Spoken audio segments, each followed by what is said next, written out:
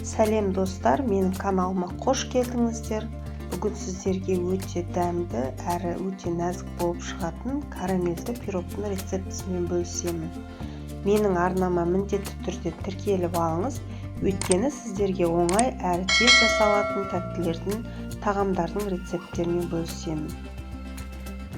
Ал енді бастаймыз. Ұнымызбен бөлме температурасындағы майымызды жақсылап араластырып аламыз. Үстіне 1 қасық, 1,5 қасық қамыр қопсытқышын салып, бөлек қойып қоямыз. Енді сұйық майымызға қантымызды, қаймағымызды және 1 сары уызымызды саламыз, яғни жылтоқты саламыз.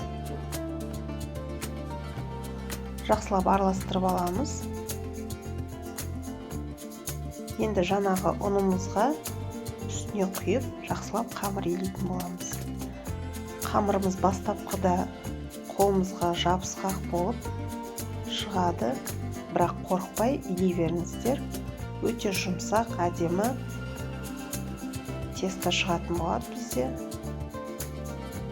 Тестамыз дайын, бетін орап, 10-15 минутке демалдырып қоямыз. Енді басқа ыдысқа 3 жұмыртқамызды жарып, мен осындай варенка түрін қолдандым. Бұл менде өте әдемі болып шықты.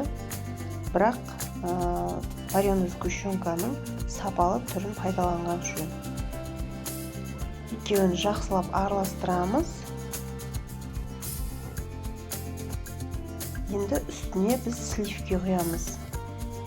Менде 33%-лық сливки. Барлығын жақсылап араластырып аламыз. Бізде қоңырқай түстес сұйықтық шығады.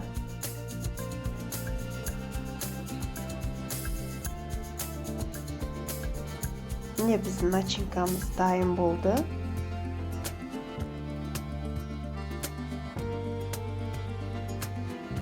Енді ыдысымызды дайындап аламыз.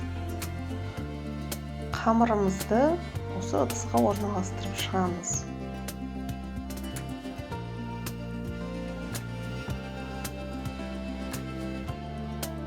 Орналастырып, шет-шетін кесіп алдым.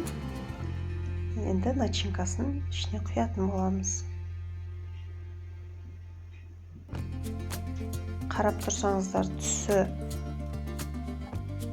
ашық қоңырқай түс болып тұр. Бұл піскеннен кейін өте әдемі түске енетін болады.